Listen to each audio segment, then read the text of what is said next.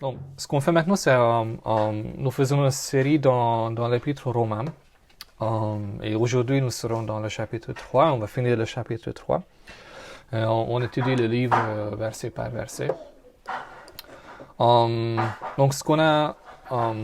la semaine passée, je vais vous donner un petit résumé de ce qu'on a regardé. La semaine passée, on a terminé un passage très, très, très important. Donc, depuis le chapitre 1, verset 18, jusqu'à le chapitre 3, verset 20, on a regardé un passage qui est très important de la fondation de l'enseignement de l'apôtre Paul. C'est l'enseignement de son message, c'est-à-dire l'évangile. Avant de parler de la grâce de Dieu, il a d'abord parlé de la culpabilité de l'humanité. Donc, pour pouvoir apporter un médicament, par exemple, il faut d'abord analyser correctement les maladies pour ne pas se tromper.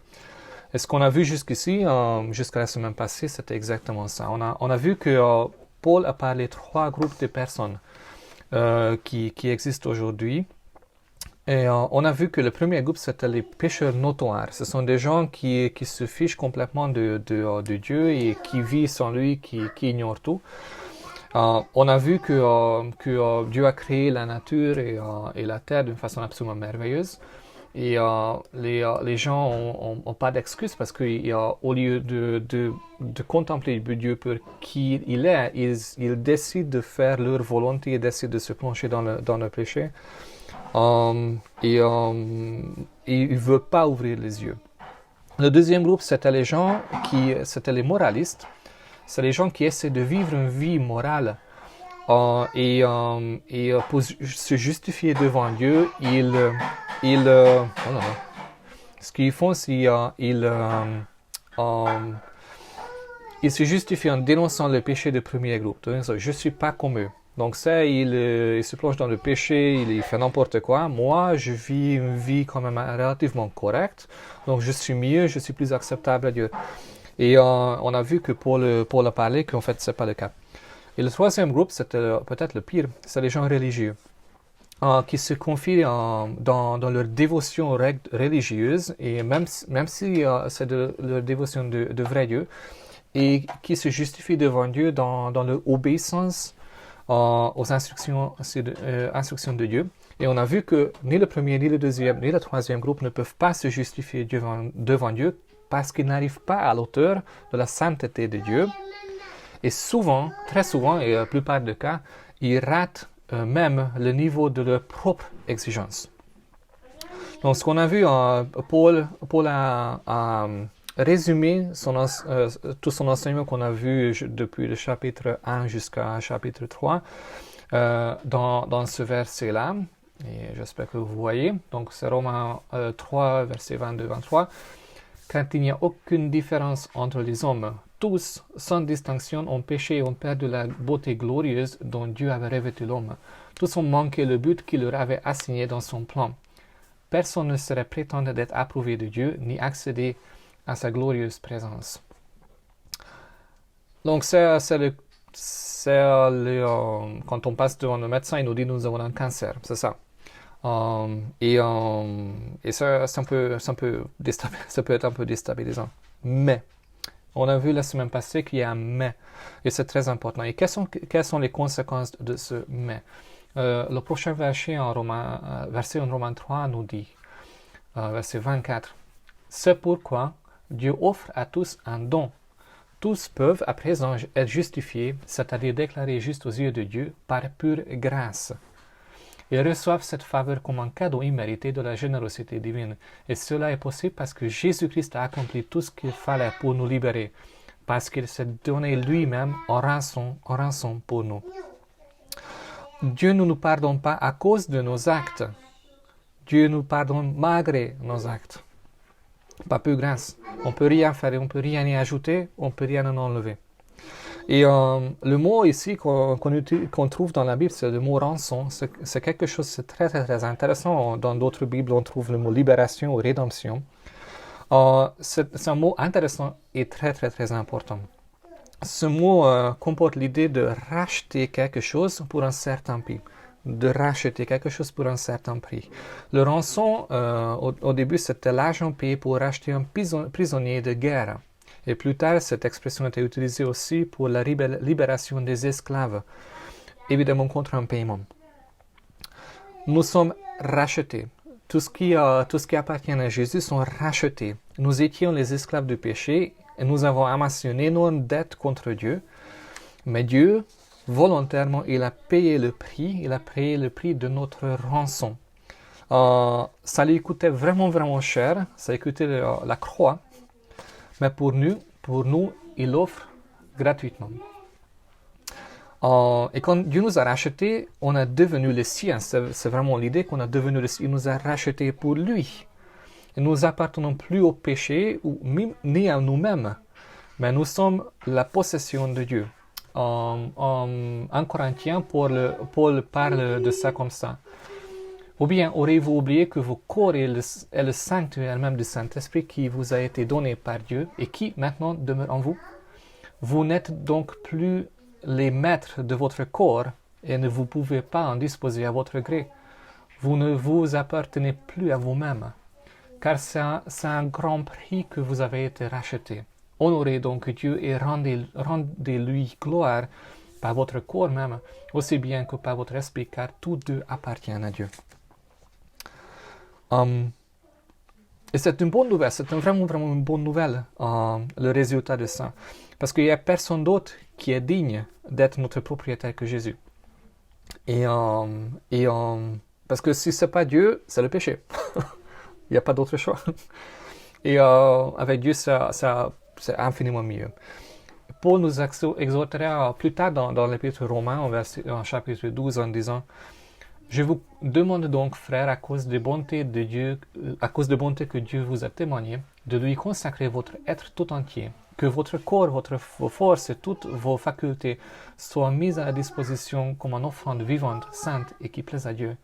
C'est là le culte spirituel qui a un sens, un culte logique, conforme à ce que la raison vous demande. Et la seule chose qui a un sens, c'est ça. Et c'est un sens pour jusqu'à l'éternité et c'est un culte logique. Et si vous vous laissez guider votre raison par le Saint-Esprit, votre raison va aussi confirmer la même chose.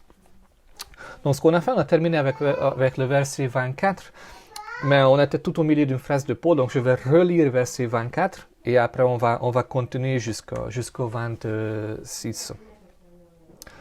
Donc, voilà. C'est pourquoi Dieu offre à tous un don. Tous peuvent à présent être justifiés, c'est-à-dire déclarés justes aux yeux de Dieu par pure grâce, et reçoivent cette faveur comme un cadeau immérité de la générosité divine. Et cela est possible parce que Jésus-Christ a accompli tout ce qu'il fallait pour nous libérer, parce qu'il s'est donné lui-même en rançon pour nous. Dieu l'a destiné d'avance à prendre sur lui la punition qui méritait nos péchés. En mourant sur la croix sanglante, Jésus était la victime offerte pour nous en sacrifice qui nous purifie, qui nous rend la faveur divine. Tous ceux qui croient en Jésus, tous ceux qui croient que Jésus est mort pour eux, qui placent leur confiance dans le sang qu'il a versé pour le salut, ont accès à cette grâce. Dieu a voulu montrer de cette manière quelle était sa justice. En effet, autrefois, il a supporté le péché, il n'a pas puni de mort les pécheurs dans les temps anciens, les temps dans sa patience, parce qu'il prévoyait le jour où il ferait éclater sa justice. Dans le temps présent, il a donc apporté la preuve de son équité. D'une part, il a voulu rester lui-même juste en condamnant publiquement le péché en Jésus, et d'autre part, il a désiré justifier tous ceux qui placent leur confiance en Jésus, tous ceux qui ont foi en lui. Donc, on a vu une expression intéressante. Jésus était la victime offerte ou victime expiatoire à notre place. Qu'est-ce que ça veut dire? Si on revient un peu dans l'Ancien Testament, on trouve une image qui peut nous parler par rapport à ça. C'est dans l'Ancien Testament, Dieu a exigé des holocaustes pour les péchés qui étaient commis. Donc l'animal, on devrait apporter un animal qui était la victime, qui a dû mourir à la place de l'homme. Cet animal, c'était l'animal, la victime expiatoire. En Lévitique, donc si on revient à l'Ancien Testament, on trouve la loi de Dieu par rapport à ça. On trouve Si son offrande est un holocauste de gros bétail, il offrira un mâle sans défaut. Il l'offrira à l'entrée de la tente de la rencontre devant l'Éternel pour obtenir sa faveur. Il posera sa main sur la tête de l'holocauste, qui sera accepté de l'Éternel pour lui servir l'expiation. Il égorgera le veau devant l'Éternel et les prêtres, et après on suit les instructions. Mais imaginez-vous dans cette situation-là. Dans l'Ancien Testament, pour acquérir le pardon de Dieu après avoir péché, les Juifs étaient obligés de prendre un animal, de poser leurs mains sur la tête, qui était le signe de transfert de péché, puis égorger devant Dieu et les prêtres. Le bouc ou l'agneau ou quelque chose comme ça. Imaginez, il fallait tuer l'animal. Et c'est une image très très très forte. Cet animal innocent devait mourir à cause de son péché. Et pour nous, dans la Nouvelle Alliance, cette victime expiatoire est Jésus. C'était lui, l'agneau de Dieu, le sacrifice innocent qui est mort à notre place. Et par sa mort, il a ouvert un chemin. Si vous voyez ici, même dans Lévitique, le but, c'était d'obtenir la faveur de Dieu. C'est à travers la mort de Jésus qu'il a ouvert un chemin pour obtenir la faveur de Dieu. Mais il y a un petit problème dans l'Ancien Testament. Avant la mort de Jésus, Dieu avait vraisemblablement accepté les sacrifices d'animaux pour son pardon. Mais le sang des animaux ne peuvent pas effacer complètement le péché. C'est quelque chose qu'on trouve dans Hébreu. En Hébreu 10, on trouve « Car il est impossible que le sang des taureaux et des boucs efface les péchés. » Et c'est comme ça. Donc, les péchés des animaux n'étaient pas suffisamment puissants pour effectivement effacer les péchés. Ce qu'ils ont fait, le péché a couvert. Dans l'Ancien Testament, le péché a couvert, le sang de l'animal a couvert le péché au lieu de l'effacer. C'était juste Dieu l'a mis à part. Dieu a choisi d'ignorer les péchés jusqu'à la croix de Jésus, où tous ces péchés étaient complètement effacés. Donc Jésus n'a pas porté que les péchés commis après sa mort, mais tous les péchés commis avant sa mort aussi.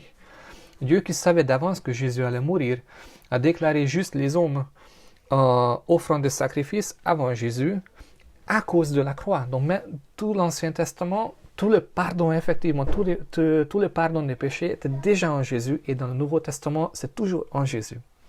Donc l'importance de la croix, on voit à nouveau combien c'était très très très important. Versets 27 à 31. Si son offrande est un holocauste de groupe, l'autre sens. Reste-t-il dans ces conditions une raison de se vanter? Aucune.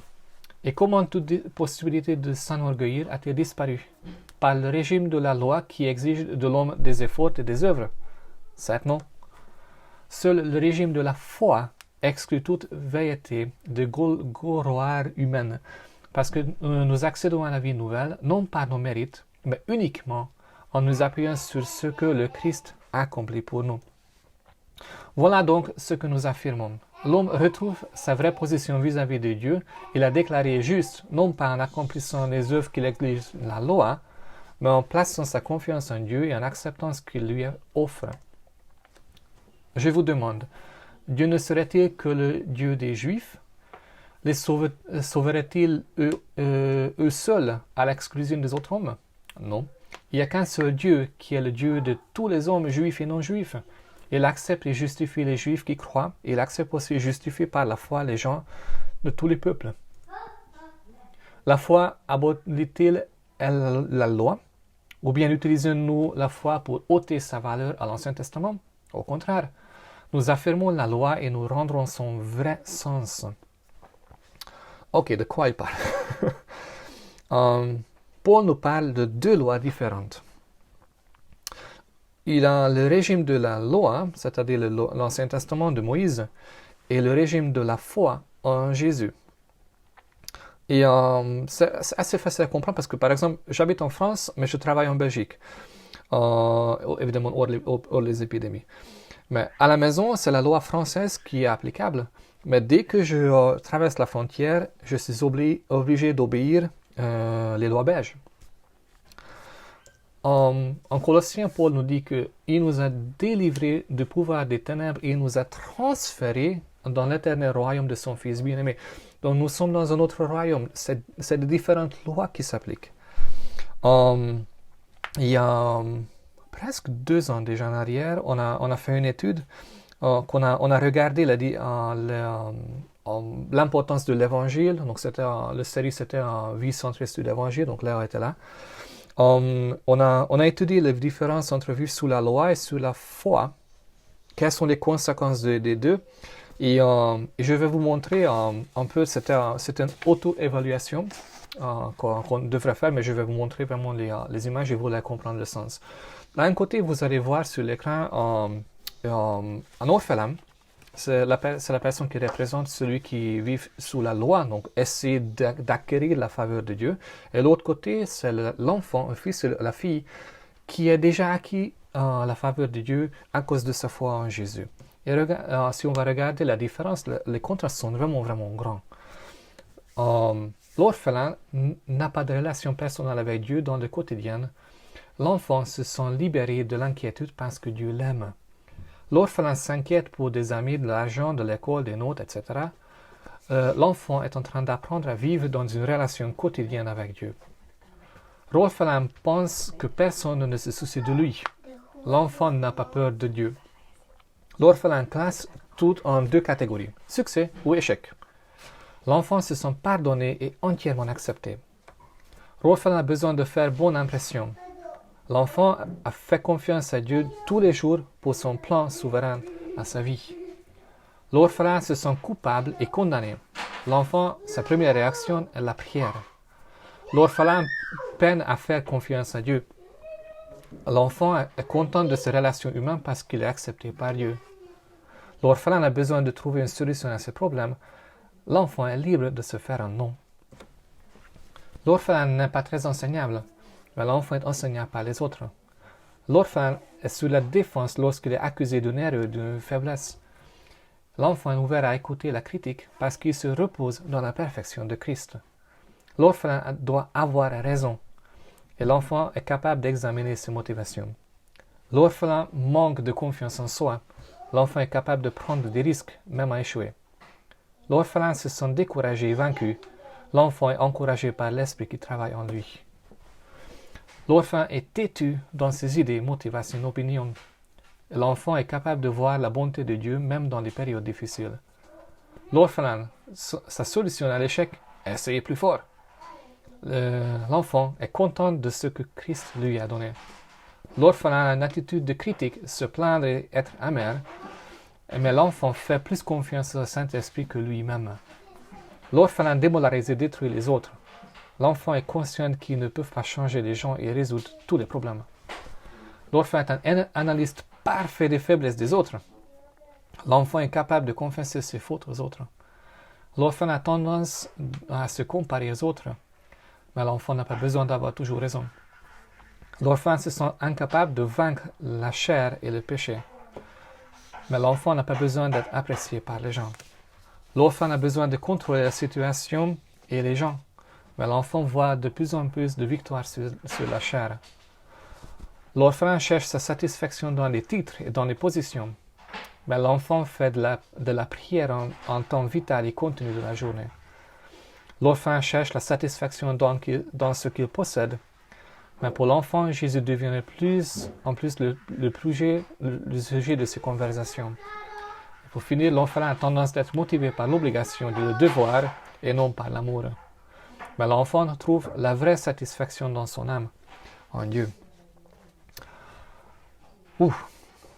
Sous le régime de la loi, c'est nos efforts pour toucher Dieu, pour atteindre Dieu.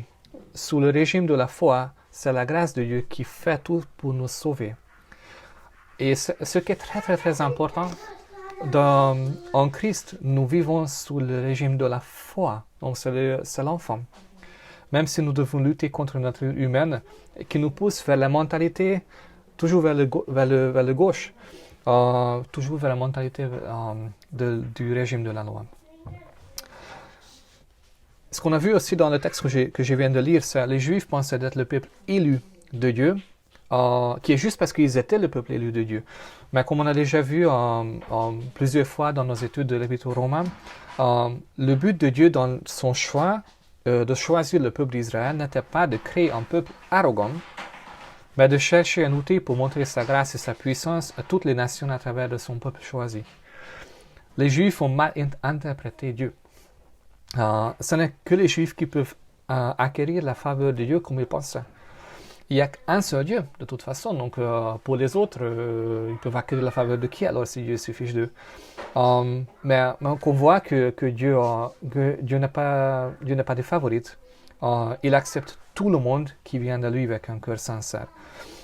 Et en verset 31, ce qu'on a lu, on a dit « La foi abolit-il, elle, la loi ?» Ou bien utilisons la foi pour ôter sa valeur à l'Ancien Testament. Au contraire, nous confirmons que la loi et nous lui rendrons son vrai sens. De quoi il a parlé? C'est quelque chose de très intéressant. Jusqu'ici, Paul nous a dit la loi comme ci, la loi comme ça, et des problèmes à gauche et des problèmes à droite. Et nous aurions pu conclure que la loi est devenue inutile en Jésus et on peut complètement la balancer, on n'a plus besoin de la loi. Mais Paul dit que ce n'est pas le cas. C'est un peu bizarre. Mais le problème, en fait, c'est que le problème avec l'Ancienne Alliance, ce n'était pas le problème avec la loi. La loi est bonne et parfaite, le problème, c'est nous. Dans quelques chapitres, on va lire ça en Romains 8. Car ce que la loi s'est révélée incapable de réaliser, Dieu lui-même l'a fait. Les commandements, en effet, n'ont pas pu produire en nous une vie sainte. La résistance de notre être instinctif les paralysait. Regardez ça. L'impuissance de la loi est due à la faiblesse humaine. Ma volonté égoïste est plus forte que les préceptes. Mon désir de jouissance leur ôte toute force. Voilà pourquoi Dieu a envoyé son propre Fils sous la forme d'un simple homme, revêtu d'un corps semblable à notre corps, accessible au péché. Dans cette chair pareille à la nôtre, Jésus a triomphé du péché et de notre nature pécheresse s'est vu condamné et désarmé. En offrant sa vie en sacrifice pour le péché, il a brisé le joug de mal. La loi de Dieu est bonne et éternelle. Le régime de la foi ne l'abolit pas, il l'enlève pas. Mais pourquoi dit Paul que la foi rend le vrai sens de la loi? Parce que la foi authentique nous change. Par la puissance du Saint-Esprit dans la vie des croyants, elle est une source qui purifie, elle nous lave et elle nous transforme, jour après jour, semaine après semaine. En suivant Jésus, en marchant par la foi en lui, le Saint-Esprit incite en nous un désir profond pour faire le bien et de nous abstenir du mal. Le désir incité dans nos cœurs, complètement par hasard, par le Saint-Esprit, seront parfaitement alignés avec la loi de l'Ancien Testament. On va vouloir obéir à la loi de Dieu et elle va devenir très chère pour nous. C'était le cas par exemple pour David quand il a écrit Psaume 119. Et je vais citer jusqu'à quelques lignes. Je regardais comment il traite la parole, la loi de Dieu. Il dit « Je serre ta parole dans mon cœur afin de ne pas pécher contre toi. » Il a dit « J'ai autant de joie à suivre tes instructions que si je possédais tous les trésors. Je fais mes délices de tes prescriptions. Je n'oublie pas ta parole. » C'est quelque chose qui est devenu vraiment, vraiment cher pour lui au lieu de l'accuser ou le condamner. On va arrêter là ce matin. Et donc, ce qu'on a fait jusqu'ici, après avoir étudié la culpabilité de l'humanité devant Dieu pendant les études précédentes, on commence à voir la richesse de la grâce de Dieu pour ceux qui viennent à lui avec un cœur sincère. Et, on n'est plus sous le régime de la loi. Dieu nous a transportés dans le royaume de son Fils. Un nouveau régime s'applique, le régime de la foi. On n'est plus des orphelins. Nous sommes des filles et des fils. La loi n'est plus un tyran qui s'impose, mais un ami très cher qui cherche à nous protéger. Si peut-être tout ça vous semble une théorie lointaine, non atteignable et quelque chose d'abstrait, voilà, ce matin je vous invite à revenir à l'endroit où cette doctrine devient réalité. c'est au pied de Jésus. C'est dans sa présence, c'est par son amour que nous sommes transformés. C'est la grâce qui nous rend de plus en plus semblables à Jésus. C'est à travers de lui que les lettres en encre dans vos Bibles deviennent les lettres sur les tablettes de vos cœurs. Je vous invite vraiment de lui faire confiance parce qu'il ferait tout ce qu'il a promis dans ce qu'on a vu dans cette étude ce matin. Je vais prier, après c'est fini.